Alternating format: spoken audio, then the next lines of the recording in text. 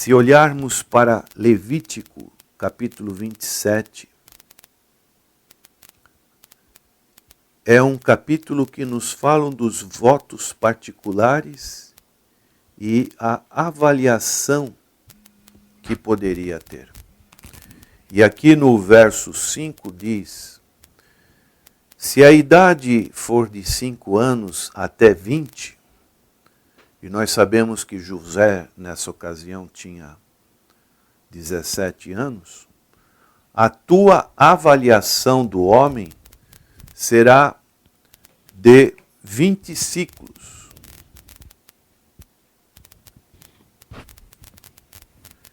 E da mulher de 10 ciclos.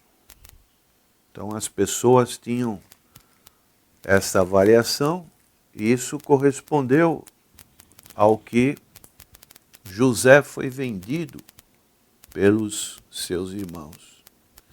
Então nós vemos na vida de José, a primeira situação que aconteceu com ele, ele foi abandonado. Essa foi a situação de José sendo vendido como escravo ao Egito. Em segundo lugar, nós vemos que aquele menino tão bem cuidado do seu pai, tão amado pelo seu pai, agora se viu numa situação na casa de Potifar, um homem importante no Egito. Ele foi falsamente acusado. Deus tinha feito prosperar José.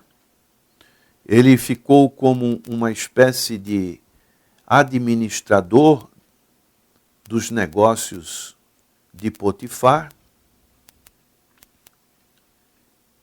Mas surgiu uma situação com a esposa do seu senhor. E encontramos no capítulo 39 de Gênesis, no verso 9, a situação em que se encontrava José. Diz o texto: ele não é maior do que eu nesta casa, e nenhuma coisa me vedou senão a ti, porque és sua mulher. Como, pois, cometeria eu tamanha maldade e pecaria contra o Senhor? Então aquela mulher pôs os olhos em José. A Bíblia diz que José era formoso de porte e de aparência. E aquela mulher convidou José para deitar com ela. E ele recusou, dizendo essas palavras. Mas, com o passar dos dias, aconteceu que José precisava ir atender aos negócios do seu senhor e não tinha ninguém em casa. Então essa mulher já não fez mais um convite. Diz o texto que ela o pegou pelas vestes. Ele disse: deita-te comigo. Ele, porém, deixando as vestes nas mãos dela, saiu fugindo para fora. E o que fez essa mulher? Vendo que ele fugira para fora, mas havia deixado as vestes nas mãos dela, ela chamou pelos homens de sua casa e fez um complô contra José. Esse homem veio insultar-me. Então aqui vemos um outro episódio de que José é falsamente acusado de ter violentado aquela mulher. E José então foi jogado na prisão. E ali José permaneceu como que esquecido. Uma situação mais difícil agora para José.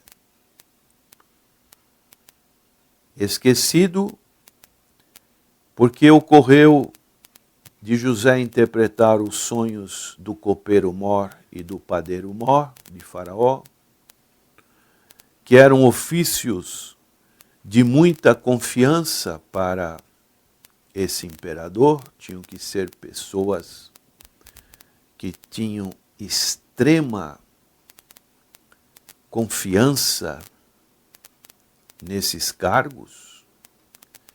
E José interpretou o sonho, mas ficou 2 anos preso.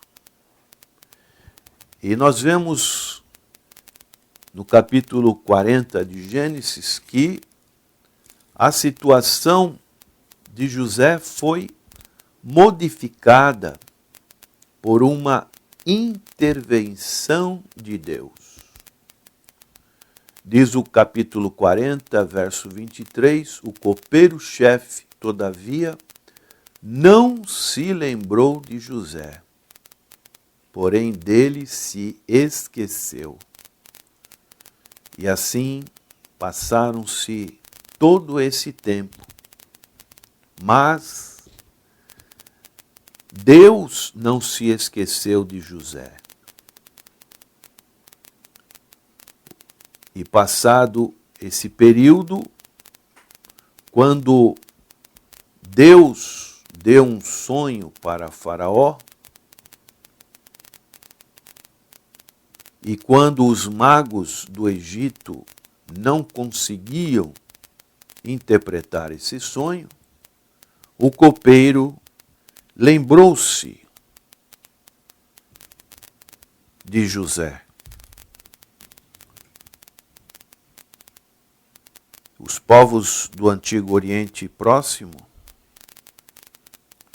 eles tinham uma ideia de que os reis, os imperadores, eram representantes dos deuses.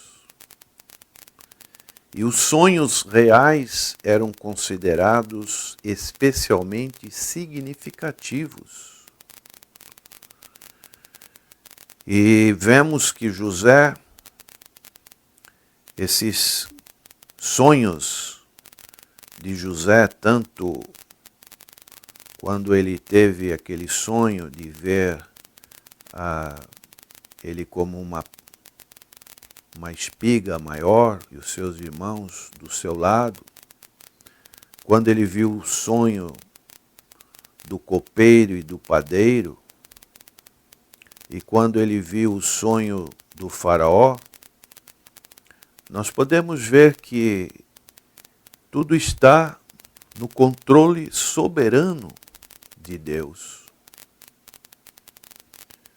Diz o verso 28 do capítulo 41 de Gênesis: esta é a palavra, como acabo de dizer a Faraó, que Deus manifestou a Faraó que ele há de fazer.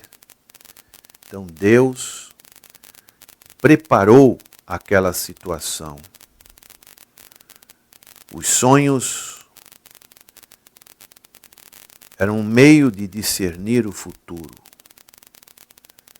E assim, somente Deus poderia dar as interpretações. E quando o faraó contou para José do Egito o seu sonho e pediu a interpretação, encontramos a resposta de José: não está isso em mim, mas Deus dará resposta favorável a Faraó. E dessa maneira, José interpretou o sonho, alertou a Faraó acerca dos 7 anos de fome,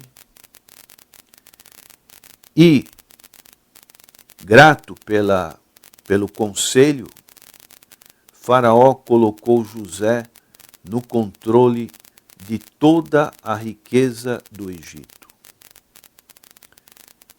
E vemos nessa situação toda na vida de José. Não somente José foi restaurado por esse ato, mas quando a seca veio, ele estava numa posição para salvar o seu povo. Nós sabemos que a seca atingiu até as regiões de Israel e o seu pai, Jacó, e os seus irmãos foram ao encontro de José. E ele pôde salvar os seus próprios familiares. Então, um homem que foi abandonado, um homem que foi falsamente acusado, um homem que foi esquecido, ele foi restaurado por Deus e agora ele foi favorecido. Bom é servir ao Senhor. Como está a sua vida, prezado ouvinte?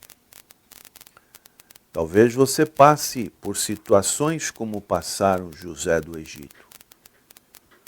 Mas, como diz o salmista, esperei confiantemente no Senhor e ele se inclinou para mim e mudou a minha vida. Espere no Senhor, confia nele e o mais ele fará. Entregue a sua vida ao Senhor. Com certeza, como diz o Salmo 37:5, entrega o teu caminho ao Senhor, confia nele e o mais ele fará. Vamos orar. Senhor, suplicamos que neste dia seja um dia de restauração. Sabemos que a alma humana, espírito e até o corpo estão deformados por causa do pecado. O pecado traz ruína, traz vícios, traz com que o interior e o exterior do homem seja corrompido, tenha uma má aparência. Mas o Senhor veio para restaurar as vidas, colocar um sorriso novo naqueles corações que abram para o Senhor Jesus Cristo. Que o Espírito Santo de Deus esteja trabalhando nesta hora, nessas vidas que estão em sintonia conosco, para que esta restauração seja a mais bela possível que o Senhor possa fazer. Oramos em nome do Senhor Jesus. Amém.